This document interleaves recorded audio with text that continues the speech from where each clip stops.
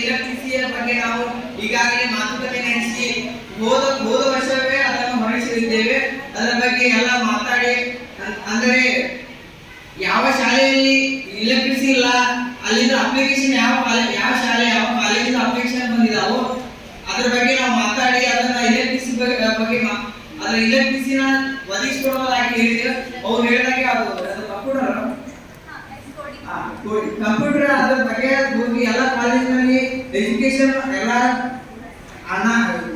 ಕಾರ್ಯಕ್ರಮಗಳಿಗೆ ಹಾಗೂ ಎಲ್ಲರಿಗೆ ಶಿಕ್ಷಣ ಹಾಗೂ ಕಂಪ್ಯೂಟರ್ ಬಗ್ಗೆ ಅರಿಯಲಿ ಅಂತಂದು ಎಲ್ಲ ಪ್ರತಿ ಶಾಲೆಯಲ್ಲಿ ಪ್ರತಿ ಮಕ್ಕಳಿಗೆ ಇಬ್ಬರ ನಡುವೆ ಒಂದು ಕಂಪ್ಯೂಟರ್ ಆಗಿ ಹೊಸ ಯೋಜನೆಯನ್ನು ನಾವು ಹೊರಗೆ ತಂದಿದ್ದೇವೆ. ಅದರ ಬಗ್ಗೆ ಎಲ್ಲ ಶಾಲೆಯಲ್ಲಿಯೂ ನಾವು ಈಗಾಗಲೇ ಅದರ ಬಗ್ಗೆ ಮಾತುಕತೆ ನಡೆಸಿ ಅಂದರೆ ಇಲೆಕ್ಟ್ರಿಸಿಟಿ ಯಾವ ಕಾಲೇಜಲ್ಲಿ ಇಲ್ಲ ಯಾವ ಶಾಲೆಯಲ್ಲಿಲ್ಲ ಅದನ್ನು ತಿಳಿದುಕೊಂಡು ಈಗಾಗಲೇ ಒಂದು ಸಮಿತಿಯನ್ನು ರಚಿಸಿ ಅದನ್ನು ಈಗ ಹೊರಡಿಸಿದ್ದೇವೆ. ಇನ್ನೇನು ಕೆಲವೇ ದಿನಗಳಲ್ಲಿ ಅದಕ್ಕೆ ನಾವು ಪರಿಹಾರ ನೀಡುತ್ತೇವೆ.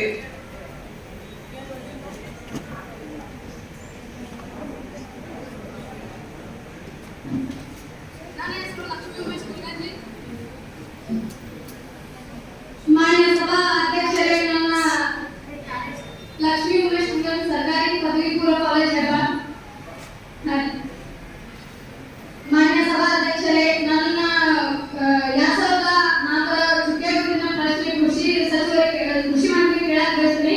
ಈಗ ಮಳೆ ಅತಿವೃಷ್ಟಿ ಮಳೆಯಿಂದ ನಮ್ಮ ಬಹಳ ಬೆಳೆ ಹಾನಿ ಆಗೈತಿ. ಸರ್ಕಾರನು ಏನು ಕ್ರಮ ತಗೊಂಡಿಲ್ಲ, ಏನು ರಾಜಕಾರಣಿಗಳು ಏನು ಕ್ರಮ ತಗೊಂಡಿಲ್ಲ. ಎಷ್ಟು ಹಾನಿ ರೈತರದ್ದು 89,000 ಹೆಕ್ಟರ್ ಬೆಳೆ ಹಾನಿ ಆಗೈತಿ. ಧಾರವಾಡದಾಗ ಆಗೈತಿ. ಹತ್ತಿ ಹಾಕಿರ್ಬೇಕು, ಹೆಸರು ಕಬ್ಬು ಎಲ್ಲ ಆಗೈತಿ. ಆ ವರದಿಯನ್ನ ಸಭಾಧ್ಯಕ್ಷರ ಮುಂದೆ ವಿನಂತಿಸಿಕೊಳ್ತೇನೆ. ಇದನ್ನ ಕೃಷಿ ಮಂತ್ರಿಗೆ ವರದಿ ಮಾಡ್ಬೇಕಂತೈತಿ. ಇದಕ್ಕಾಗಿ ಕೃಷಿ ಮಂತ್ರಿಗಳು ಏನ್ ಕ್ರಮ ತಗೊಂಡಾರ ಅನ್ನೋ ಪ್ರಶ್ನೆಯನ್ನು ಕೃಷಿ ಮಂತ್ರಿಗೆ ಕೇಳ ಬಯಸ್ತೇನೆ.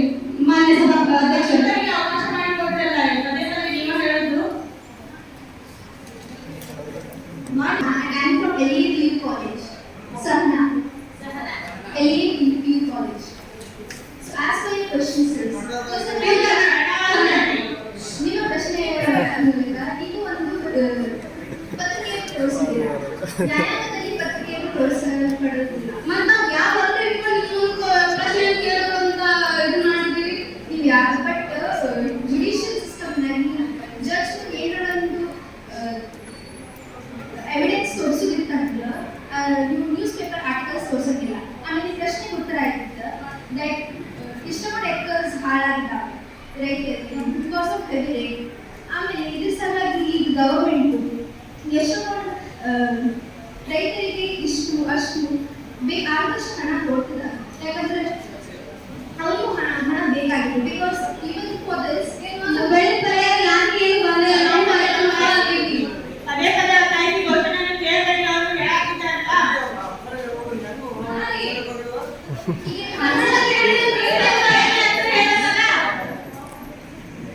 ಈಗ ಪ್ರಶ್ನೆ ಈಗ ರೈತರಿಗೆ ಏನ್ ಮಾಡ್ಬೇಕಂದ್ರ ಅದನ್ನ ಗವರ್ಮೆಂಟ್ ಏನ್ ಮಾಡೋದಿಲ್ಲ. ಈ ಅತಿವೃಷ್ಟಿ ಮಳೆಯಾಗ ನೀವು ಏನು ರೈತರ ಪರಿಹಾರ ನೀಡಾಕತ್ತೀರಿ ಅಷ್ಟು ರೈತರ ಬೆಳೆ ಹಾಳಾಗ್ಯಾವು. ಅದನ್ನ ಏನು ಗಮನ ತಗೊಂಡಿಲ್ಲ.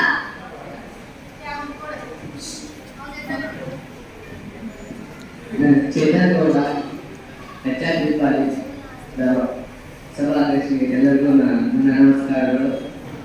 ನೀವು ಹಾಗೆ ನಾವೆಲ್ಲ ರೈತರಿಗೆ ಎಲ್ಲ ಹಾನಿಯಾಗಿರೋ ರೈತರಿಗೆಲ್ಲ ಧನ ಸಹಾಯ ಎಲ್ಲ ಮಾಡಿದ್ದೇವೆ ನಾವೆಲ್ಲ. ಮತ್ತು ಈಗೆಲ್ಲ ಪೇಪರ್ ತಂದು ಸಭಾಗಳಲ್ಲೆಲ್ಲ ತೋರಿಸಾಗಿಲ್ಲ. ಮಾತಿನಲ್ಲೇ ನೀವೆಲ್ಲ ಹೇಳ್ಬೇಕು.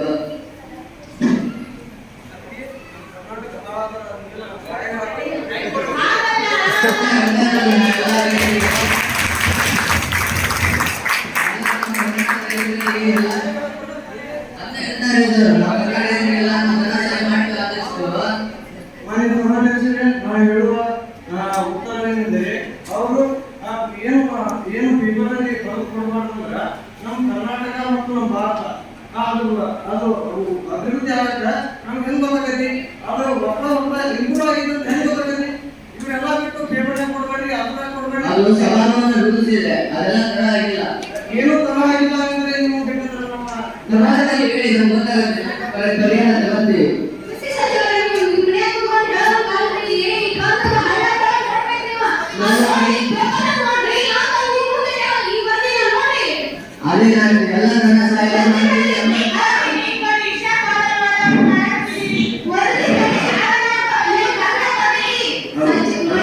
ಸಭಾಧ್ಯಕ್ಷರ ಅನುಮತಿ ಮೇರೆಗೆ Shobha Patil SRS PU college Rayanna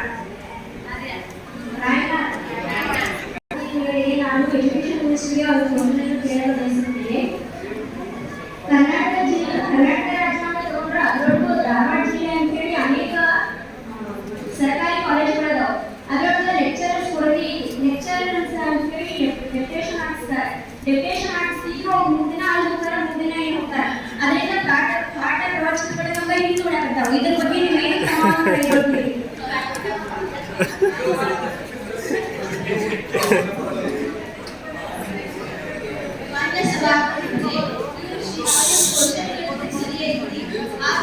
ಮಾತಾಡ್ರಿ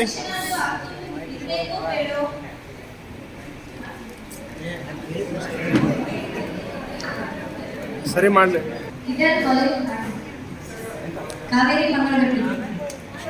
ಸೊ ರೆಸ್ಪೆಕ್ಟೆಡ್ ಸ್ಪೀಕರ್, ನೀವು ಕೇಳಿದ ಕ್ವಶನ್ಗೆ ಆನ್ಸರ್ ಈಗ ಹೇಳೋರಿಗೆ ಎಲ್ಲ ಗೌರ್ಮೆಂಟ್ ಕಾಲೇಜ್ ಆಲ್ಮೋಸ್ಟ್ ಆಲ್ ಎಲ್ಲ ಮುಚ್ಚೋಗ್ತದೆ. ಯಾವುದರಿಂದ ಅಂದರೆ ಕಾರ್ಪೊರೇಟೆಡ್ ಸಿಸ್ಟಮಿಂದ ಎಲ್ಲ ಎಜುಕೇಷನ್ ಪ್ರೈವೇಟ್ ಆಗ್ತಾ ಹೋಗುತ್ತೆ. ಎಜುಕೇಷನ್ ಮಿನಿಸ್ಟರ್ನ ನೀವು ಬ್ಲೇಮ್ ಮಾಡ್ತಾ ಹೋದರೆ ಈಗ ಯಾರು ನಿಮ್ಮ ಮಕ್ಕಳು ಯಾರು ಈಗ ಒಂದು ಗೌರ್ಮೆಂಟ್ ಕಾಲೇಜ್ ಹೋಗ್ತಿಲ್ಲ. ಸೊ ಅಂಥದ್ರಲ್ಲಿ ಸ್ಟ್ರೆಂತ್ ಕಡಿಮೆ ಇದ್ದಾಗ ನಾವು PhD ಮತ್ತು ಡಾಕ್ಟರೇಟ್ ಆದಂಥ ಲೆಕ್ಚರ್ಸ್ನ ತಂದಿದ್ರೆ ಸೊ ಅವ್ರಿಗೆ ಒಂದು ಅನುದಾನ ಕೊಡೋದು ಹೇಗೆ ನಾವು? ಸೊ ಸ್ಟ್ರೆಂತ್ ಕಡಿಮೆ ಇದ್ದಾಗ ಅವ್ರು ಯಾಕೆ ಲೆಕ್ಚರ್ ಟೀಚಿಂಗ್ ಮಾಡ್ತಾರೆ? ಸೊ ಇದರಿಂದಾಗಿ ನಿಮ್ಮ ಮೊದಲು ನೀವು ಅಂದರೆ ಒಬ್ಬ ಮಿನಿಸ್ಟರ್ ಇರ್ತಾರಲ್ಲ, ಸೊ ಅವ್ರ ಮಕ್ಕಳು ಎಲ್ಲ ಗೌರ್ಮೆಂಟ್ ಆಫೀಸರ್ ಮಕ್ಕಳು ಗೌರ್ಮೆಂಟ್ ಕಾಲೇಜಿಗೆ ಹೋದಾಗ ಮಾತ್ರ ನಾವು ಒಂದು ಉತ್ತಮವಾದ ಇದು ಎಜುಕೇಶನ್ ಸಿಸ್ಟಮ್ನ ಅಳವಡಿಸಕ್ಕೆ ಸಾಧ್ಯ ಆಗ್ತದೆ. ಸೊ ನಿಮ್ಮ ಮಕ್ಕಳನ್ನೇ ನೀವು ದೊಡ್ಡ ದೊಡ್ಡ ಪ್ರೈವೇಟ್ ಕಾಲೇಜ್ ಹಾಕಿದ್ರೆ ನಾವು ಅಂತ ದೊಡ್ಡ ದೊಡ್ಡ ಟೀಚಿಂಗ್ ಮತ್ತು ಡಾಕ್ಟರೇಟ್ ಆದಂಥ ಲೆಕ್ಚರ್ಸ್ನ ತಂದು ಅಲ್ಲಿ ಟೀಚಿಂಗ್ ಮಾಡೋಕ್ಕಿದ್ರೆ ಅವ್ರಿಗೆ ನಾವು ಅನುದಾನ ಹೇಗೆ ಕೊಡೋಕ್ಕಾಗುತ್ತೆ?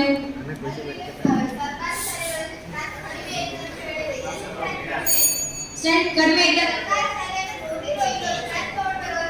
ಸ್ಟ್ರೆಂತ್ ನೋಡಿದ್ರೆ ಹೇಳ್ತಿರೋದು ನಾನು ಅದಕ್ಕೆ ಎಷ್ಟೋ ಕನೆಕ್ಟ್ ಗೌರ್ಮೆಂಟ್ ಕಾಲೇಜ್ ಸ್ಕೂಲ್ಸ್ ಮುಗಿಸ್ತಾ ಇದ್ದಾರೆ.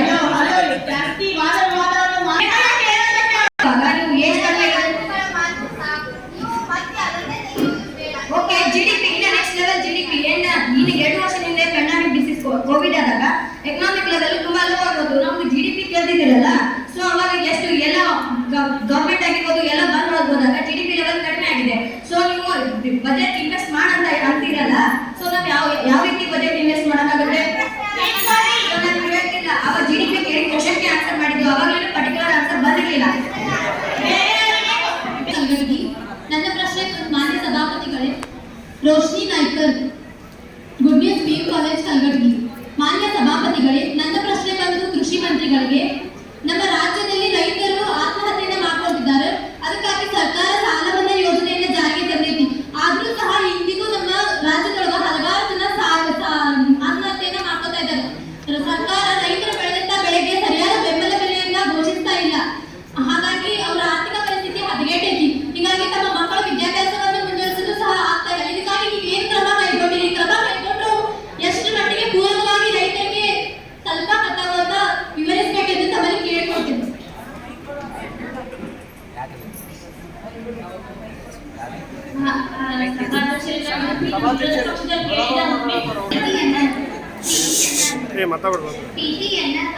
ಶೆಟ್ಟಿ PU ಕಾಲೇಜ್ ಅವ್ರು ಹೇಳಿದ್ರು, ಮಾನ್ಯ ಸಭಾಧ್ಯಕ್ಷರು ಅವ್ರು ಹೇಳಿದ್ರು, ಸಾಲ ಮನ್ನಾ ರೈತರಿಗೆ ಯಾರು ಮಾಡ್ತಾ ಇಲ್ಲ ಆಡಳಿತ ಪಕ್ಷದವರು ಅಂತ ಹೇಳ್ತಾರೆ. ಮೀನ್ಸ್ ಈಗ ಸಾಲ ಮನ್ನಾ ಅಂತಿದ್ರು ರೈತರೆಲ್ಲರೂ ತಮ್ಮ ಮಕ್ಕಳ ಮದುವೆಯನ್ನು ಫುಲ್ ಆರ್ಭಟವಾಗಿ ಸಾಲ ಮಾಡಿ ಆರ್ಭಟವಾಗಿ ಮಾಡ್ತಾರೆ. ಬಟ್ ಸಾಲ ಮನ್ನಾವನ್ನು ಅದನ್ನ ಆ ಸಾಲದಿಂದ ಅವ್ರು ಸಾಯ್ತಾ ಇದ್ದಾರೆ.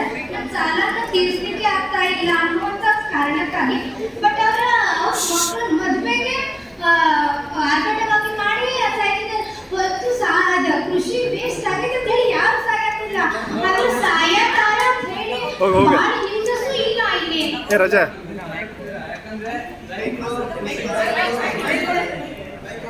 ಕಾರ್ತಿಕ್ ಸಂಗೊಳ್ಳಿ ಸಾಲವನ್ನು ತೀರ್ಸಕ್ ಆಗೋದಿಲ್ಲ ಅಂತ ಹೇಳಿ ಹೇಳ್ತಿದ್ದಾರೆ. ಅದು ತಪ್ಪು. ಯಾಕಂದ್ರೆ ರೈತರು ಎಲ್ಲಾ ಕೃಷಿಗಳನ್ನ ಬೆಳೆದು ಎಲ್ಲ ಅವ್ರು ಕಷ್ಟಪಟ್ಟು ಎಲ್ಲ ಬೆಳೆದು ಬರಗಾಲದಲ್ಲಿ ಹೇಗೋ ಎಲ್ಲ ಸಾಲಗಳನ್ನು ಮಾಡಿ ಅವರು ಮಾರುಕಟ್ಟೆಯಲ್ಲಿ ಮಾರಾಟಕ್ಕೆ ಹೋಗ್ಬೇಕಾದ್ರೆ ಅವ್ರಿಗೆ ಸರಿಯಾದ ಬೆಲೆ ಸಿಗ್ತಾ ಇಲ್ಲ, ಬೆಲೆಗೆ ಸರಿಯಾದ ಬೆಲೆ ಸಿಗ್ತಾ ಇಲ್ಲ. ಆದ್ರಿಂದ ಅವರು 1 ಲಕ್ಷ ರೂಪಾಯಿ 2 ಲಕ್ಷ ರೂಪಾಯಿ ಇನ್ವೆಸ್ಟ್ ಮಾಡಿದ್ರಿಂದ ಅವರಿಗೆ ಲಾಭನೇ ಸಿಗತ್ತಿಲ್ಲ. ಅದ್ರೊಳಗ ಅವ್ರು 2 ಲಕ್ಷ ಇನ್ವೆಸ್ಟ್ ಮಾಡಿದ್ರು ಅವ್ರಿಗೆ 50,000 ರೂಪಾಯಿ 25,000 ರೂಪಾಯಿ ಇಟ್ಕೊಂಡ್ರೆ ಮತ್ತೆ ರೈತರು ಆತ್ಮಹತ್ಯೆ ಮಾಡ್ಕೊಳ್ಳೋದು ಏನೇನ್ ಮಾಡ್ತಾರೆ? ಅವ್ರ ತಮ್ಮ ಮಕ್ಕಳಿಗಾಗಿ ತಮ್ಮ ಮಕ್ಕಳ ಮದುವೆಗಾಗಿ ಎಲ್ಲಕ್ಕಾಗಿ ಇನ್ವೆಸ್ಟ್ ಮಾಡ್ತಿದ್ದಾರೆ ಅಂತ ಹೇಳ್ತಾರೆ. ತಪ್ಪು ಮೇಡಮ್. ವಿರೋಧ ಪಕ್ಷದ ಶಾಸಕರು ಹೇಳಿದ ಪ್ರಶ್ನೆ ಸರಿಯಾಗಿದೆ. ರೈತರು ಆತ್ಮಹತ್ಯೆ ಅತಿಯಾದ ರಾಜ್ಯದಲ್ಲಿ ಅತ್ಯಂತ ಹೆಚ್ಚಾಗಿದೆ. ಏಕೆಂದರೆ ಅದು 5 ವರ್ಷಗಳ ಹಿಂದೆ ಹೆಚ್ಚಾಗಿತ್ತು. ಈ ಒಂದು ನಮ್ಮ ಈ ಸರ್ಕಾರದಲ್ಲಿ ರೈತರ ಆತ್ಮಹತ್ಯೆ ಗಣನೀಯವಾಗಿ ಕಡಿಮೆ ಆಗಿದೆ. ಭಾರತದಲ್ಲಿ ಕರ್ನಾಟಕವು ರೈತರ ಆತ್ಮಹತ್ಯೆಯಲ್ಲಿ ಕೊನೆಯ ಸ್ಥಾನದಲ್ಲಿದೆ ಎಂದು ನಾವು ನೆನಪಿಟ್ಟುಕೊಳ್ಳಬೇಕು.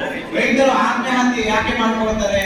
ಸಾಲ ಮನ್ನಾವು ಸರ್ಕಾರವು 50% ಅಂದ್ರೆ ಅರ್ಧದಷ್ಟು ಸಾಲ ಮನ್ನಾ ಮಾಡಿದೆ. ಇಷ್ಟಾಗದೆ ರೈತರ ಒಂದು ಸರ್ಕಾರಿ ಬ್ಯಾಂಕ್ ನಲ್ಲಿ ಮಾಡಿದ ಸಾಲವನ್ನು 50% ಮನ್ನಾ ಮಾಡಿದೆ ಸರ್ಕಾರ. ಹಾಗೂ ರೈತರ ಒಂದು ಬೆಳೆಗೆ ಸೂಕ್ತವಾದ ಬೆಲೆಯನ್ನು ಮಾರುಕಟ್ಟೆಯಲ್ಲಿ ನೀಡುತ್ತಿದೆ ಎಂದು ಆರೋಪಿಸಿದ್ದೀರಿ. ಆದರೆ ಇಂದು ಹಲವಾರು ಜಿಲ್ಲೆಗಳಲ್ಲಿ ಜಿಲ್ಲಾ ಮಾರುಕಟ್ಟೆಯನ್ನು ಸ್ಥಾಪಿಸಿ ಆ ಜಿಲ್ಲಾ ಮಾರುಕಟ್ಟೆಗೆ ಸರಿಯಾದ ಬೆಲೆಯನ್ನು ಸೂಚಿಸುವಂತೆ ಸರ್ಕಾರದಿಂದ ನಿರ್ದೇಶನ ಹೊರಡಿಸಲಾಗಿದೆ.